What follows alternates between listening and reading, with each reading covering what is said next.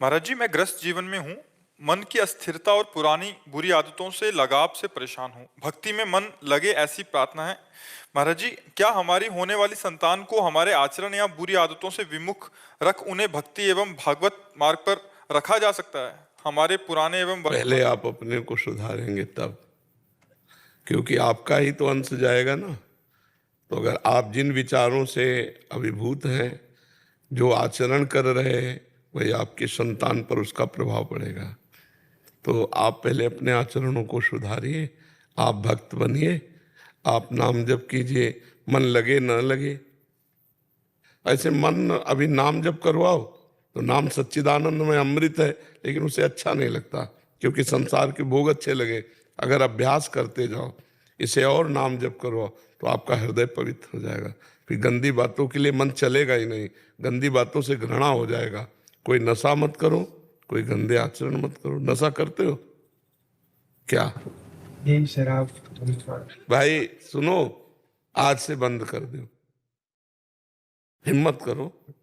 है मतलब कोई भगवान न करे कि कोई इसका निगेटिव स्वरूप आवे, तब आप बंद करो, तो अभी बंद कर दो। नियम लेते हो आज से? नियम पक्का? पक्का। तो कहो, आज मैं वृंदावन में शपथ लेता हूँ कि आज के बाद शराब नहीं पीऊंगा। आज मैं वृंदावन में शपथ लेता हूँ कि आज के बाद शराब और धूम्रपान कुछ नहीं करूँगा। बहुत सुंदर, बहुत सुंदर। भगवान मंगल करेंगे, भगवान मंगल में है, उनका स्वभाव बड़ा करुणामय है, इसीलिए भेजा है। ठीक है, अब जो संतान पर प्रभाव पड़ेगा वो मंगल में पड़ेगा, क्योंकि हमारे जैसे आचरण होते हैं, हम जो खान पान करते हैं उसी से रक्त बनता है, रक्त से वीर्य बनता है, और वीर्य में वही परमाणु होते हैं जिसका जैसा होता है। तो अब हम अगर अच्छे विचार वाले हैं, अच्छे आचरण वाले हैं, तो हमारी संतान अच्छे विचार वाले होगी। महाराज जी, पहले से ही जैसे चल रहा था सब कुछ, अभी संतान तो प्राप्ति आशीर्वाद अब श्री जी का होने वाली है, मतलब 3-4 महीने बचे बस। तो अब जैसे उसको रामायण सुनाओ, जो गर्भस्थ शिशु में है ना, उस माँ को रामायण सुनाओ, वो नाम जप करे, भगवान की पूजा करे, तो उसके संस्कार पड़ जाएंगे, उसके संस्कार पड़ जाएंगे। जी महाराज, ये बच्चे आए हैं गुजरात से, आपका आशीर्वाद, अभी नए बच्चे हैं जी। इनकी इच्छा थी कि आपका आशीर्वाद मिले और ये आप इनकी प्रेरणा स्रोत है। ये बड़ी खुशी की बात है।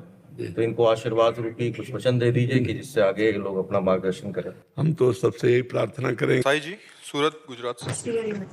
श्री हरिवंश महाराज जी, राधे राधे। महाराज जी, इस कलयुग में हम युवाओं के द्वारा ऐसा क्या किया जाए कि हम समाज के लिए ऐसा क्या करें कि संतों के बताए हुए मार्ग का अनुसरण कर युवाओं के लिए हमें कुछ मार्गदर्शन करें? पहले स्वयं ब्रह्मचर्य, नाम जप, सत्य, पवित्र मन का विचार, सब ठीक हो जाएगा।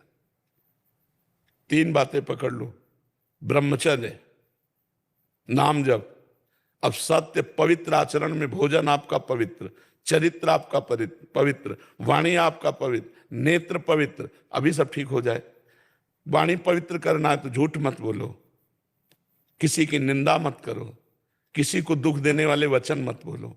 नेत्र पवित्र करना, मोबाइल में गंदी रील मत देखो, गंदी सीने मत देखो, बाहर गंदा दृश्य मत देखो, बाहर किसी के गंदे दोष मत देखो। नेत्रों को झुका के रखो, आवश्यक हो तो ही देखो, नेत्रों को बचाओ। वाणी को संयम में, नेत्रों को संयम में, कान को संयम में। किसी की निंदा मत सुनो, गंदी बातें मत सुनो, किसी की लड़ाई झगड़े की बातें अपने दिमाग में मत लाओ। कान को पवित्र रखो, मन को पवित्र रखो, ये है चरित्र पवित्र रखना। तो जिसका ब्रह्मचर्य ठीक है, जिसके विचार पवित्र है, जिसकी वाणी नेत्र श्रवणेन्द्रिय पवित्र है, और जिसका आहार पवित्र है, वो कुछ भी कर सकता है। वो समाज के लिए, अपने लिए, सबके लिए कर सकता है। और जो ब्रह्मचर्यहीन भ्रष्ट आचरण वाला है, मनमानी भोजन पाने वाला है, जहां जैसे मन आया, और मनमानी आचरण करने वाला है, वो ड्रामा कर सकता है, समाज सुधार नहीं कर सकता। वो ड्रामा कर सकता है, समाज सुधार का ड्रामा करके अपनी वासनाओं का पोषण कर सकता है, वो समाज सुधारक नहीं हो सकता। पहले खुद सुधरे, फिर समाज को सुधारने की योग्यता आती है। जी, बहुत बार ऐसा देखा गया कि मतलब हमारे अंदर प्रेरणा तो हो गई कि समाज सुधार करना है, बट अपने में आचरण नहीं है। असल बात समाज है क्या, हमें ये समझना पड़ेगा। ये हमारे भगवान हैं, पहले हमारी दृष्टि सुधरे। सब रूपों में भगवान सिय राम मैं सब जग जानी, करो प्रणाम जोरी जुग पानी। अब हमसे कोई पूछता है कि हम अमुक अपना सुधार चाहते हैं, हम उसको उत्तम सलाह दे देते हैं। अगर हम सुधरे हुए हैं तो वो सलाह उसके दिमाग में छा जाएगी, वो सुधर जाएगा। पहले हम सुधरें, पहले हम भगवत प्राप्ति करें, पहले हम महान बने, तब हम दूसरों को महान बना सकते हैं। अब केवल ऐसे कि आप ऐसे चल फिर नहीं ऐसे होता, उसका असर नहीं होगा महाराज। बिल्कुल असर नहीं होगा।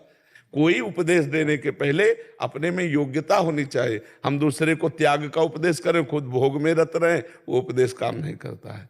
तो हम समाज सुधारना चाहें, अपने को सुधारा नहीं तो क्या होगा। बहुत से ऐसे समाज सुधारने की धारणाएं होती है कि हम अपनी वासनाओं का पोषण करते हैं समाज सुधारना की भावना की आड़ में।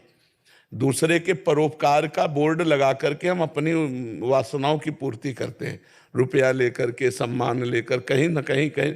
लेकिन अगर अपनी वासनाओं को मिटा के समाज सुधारने की बात हो, ऐसा कोई बिरला होगा जो कष्ट सह करके अपनी इंद्रियों को संयम में रख करके परोपकार की भावना वास्तविक रखता है। हम उस प्रणाम करते हैं उस समाज सुधारक को। ऐसा कौन हो सकता भगवान का आश्रित है, भगवान का भक्त है, जिसे भगवान का भरोसा है और जो भगवान को प्रसन्न करना चाहता है वही ऐसा मतलब लक्ष्य प्रभु हो हाँ। तो फिर सब हो। हाँ, तब हो सकता है। अगर भगवान को प्रसन्न करना नहीं तो कहीं ना कहीं कुछ भी हम करें, हम उपदेश करें, प्रवचन करें, कुछ भी करें, अगर भगवान की प्रसन्नता नहीं है तो रुपये की प्राप्ति, मान प्रतिष्ठा पूजा की प्राप्ति, उसके लिए हम मान का त्याग कर देंगे। मान के लिए इतने बड़े त्यागी, ये भी तो मान है। बड़ा सूक्ष्म विषय है। भगवान की प्रसन्नता जिसका लक्ष्य है कि हर समय भगवान देख रहा है, मैं जिसके साथ जो बर्ताव कर रहा हूं वो परोपकारी है।